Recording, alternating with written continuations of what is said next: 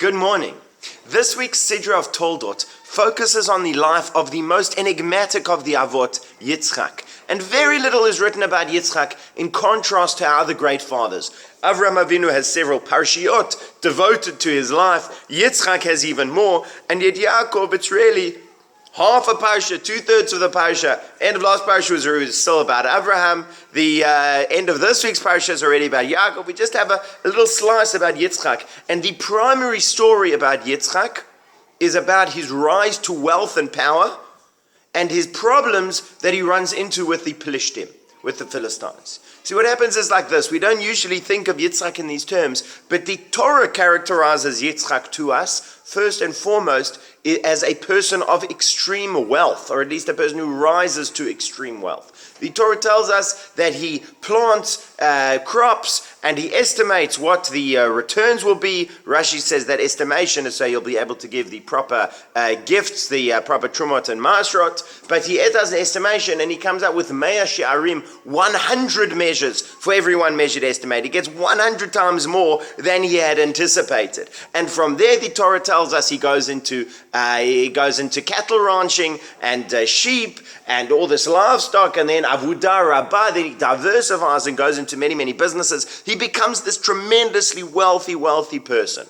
To the extent, Rashi quotes that our sages say, I would rather have the dung of Yitzchak's animals than all of the gold and silver in Avimelech's palace. In other words, with such a quantity of dung, dung's also worth money, especially in certain industries, right? That was more valuable than Avimelech's gold and silver. So he's unbelievably wealthy. Then the Philistines are jealous, they're unhappy. Avimelech literally drives him out of Gerar. Avimelech says to him, Lech me'imanu, get away from us. And what I think we have to understand, although the Torah does not make this explicit, that was not a polite request, but it was in fact a demand at sword point. Get out of here or we're going to kill you. Yitzchak then goes to live on an estate. He continues to increase in his wealth. He dig wells, which is a tremendously important resource in a place with not so much water. He's digging the wells, and the Philistine shepherds come and cause problems and essentially drive him out of there, until eventually he comes to Beersheba. There Hashem speaks to him and makes promises to him,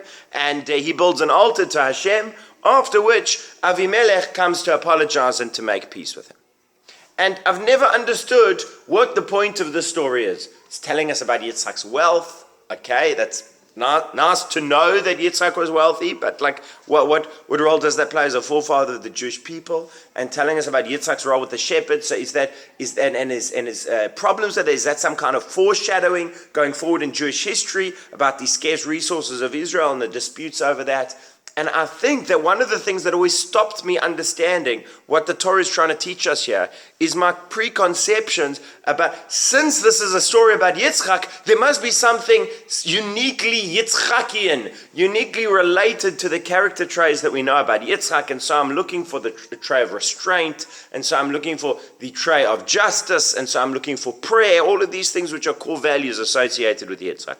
But I had an insight yesterday, and it was especially helped by the Orach Chaim, where I think if you forget it was Yitzchak for a second, let's just say it was a person. A person goes to live in a new country, becomes tremendously wealthy and powerful, and then discovers that all of that wealth does not give them any real kind of security. After Yitzchak has become the most wealthy person, certainly in the region, he sees it can all be lost like that. He's thrown out of his home. He's challenged on his resources. He's worried, the Ramban says, that any moment they're going to come and kill him, literally come with a mob and kill him. And he has a sense that all of the security that he was trying to build is in fact ephemeral, is in fact insubstantial. And he moves back to Beersheba, the Orach Chaim says, because he's running away. He doesn't know where to go. He finds himself lost. And it's there that Hashem appears to him and says, don't worry.